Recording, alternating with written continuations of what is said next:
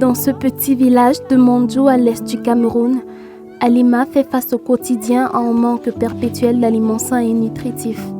Obligée de lever toute seule ses 9 enfants depuis le décès de son mari, ses moyens de subsistance sont extrêmement précaires. La situation s'est empirée depuis qu'Amidou, son dernier fils, souffre d'une malnutrition aiguë sévère.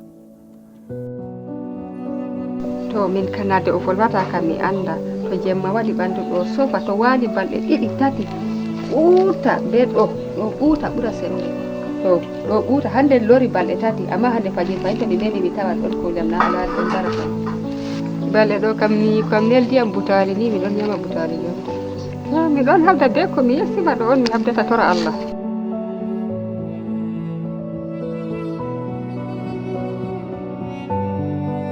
Dans la localité de Ouli, une commune de l'Est de Cameroun frontalière à la République centrafricaine, plusieurs familles font face au même problème.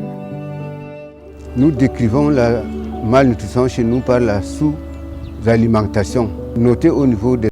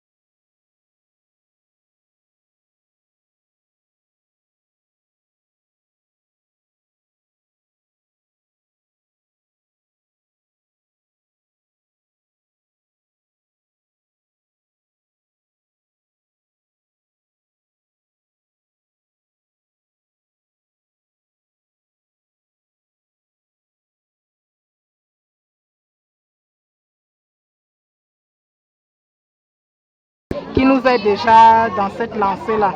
Et à travers eux, ils font ce qu'on appelle le porte-à-porte, c'est-à-dire sensibiliser les mamans à domicile, leur apprendre, du moins leur informer des différentes formes de prise en charge de nutrition, leur apprendre comment prendre en charge leurs enfants nutritionnellement. Avant qu'elle connaisse là, je vais donner le bouillon seulement. Je ne connais pas pour donner les poissons, pour donner les œufs, pour donner les coquilles là, pour donner les petites choses là, je ne connais rien. Quand le projet arrive, on m'a montré, je donne l'enfant les poissons, je donne les œufs, je donne les coquilles, je prépare avec le lait rouge. Maintenant là, enfant, il y a le poids même, mais il n'y a pas beaucoup de maladies comme avant.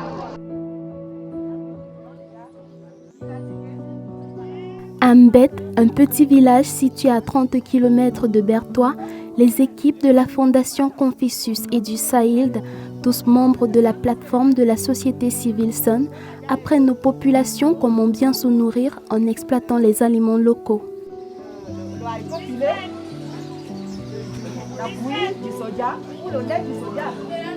La sensibilisation passe également par des méthodes peu communes, mais qui ont une résonance palpable. Je connais, oui. La bouillie riche, c'est quelle bouillie? C'est le bouillie que on s'en prend la maïs, on s'en trempe, on s'en garde 3 jours, après on va écraser, on s'en revient là, on s'en s'amuser, on s'en tourne, après on dose la sucre là. Est-ce que c'est ça la bouillie riche?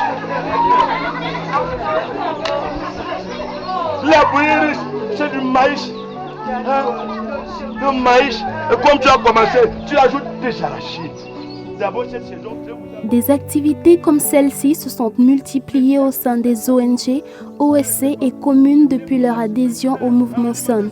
Ceci dans le strict respect des 5 engagements qui sont l'amélioration de l'alimentation du nourrisson et du jeune enfant, l'amélioration de la sécurité alimentaire, le renforcement de la lutte contre la carence en micronutriments, l'amélioration de la prise en charge intégrée de la malnutrition aiguë et l'amélioration du WASH. Ce qui a changé dans notre commune, c'est que Premièrement, nous avons mis 1% de notre budget pour combattre la malnutrition au niveau des ménages. Et deuxièmement, il y a une bonne collaboration entre les relais communautaires, les associations féminines et notre commune. Malgré tous ces efforts consentis pour éradiquer la malnutrition, 32% des enfants de moins de 5 ans sont encore concernés par ce fléau au Cameroun. Étant donné toutes les charges qu'un enfant malnutri représente pour sa famille, les femmes, par exemple, qui sont les premières en charge, n'est-ce pas, des enfants, ne peuvent même pas vaquer normalement à leurs occupations. Et donc, non seulement ça crée des inégalités, ça amène la pauvreté et ça retarde énormément l'autonomisation et le développement des femmes et donc des familles. jonta laaru ko na aɗon no andi mi tefa kugal ha mon fu laaru ko mi jooɗi be ɓinguel ɗo lewru tati yotti hande miɗon be ɓinguel ɗo tan ɓilla be makko ha nder saaro sallah rasulullah. Face à cette tragédie, le mouvement SON et ses partenaires apportent un soutien considérable. Mais il reste encore beaucoup à faire. Une plus grande mobilisation est indispensable. Les difficultés dans la lutte contre la malnutrition au Cameroun sont essentiellement liées à l'ampleur du problème.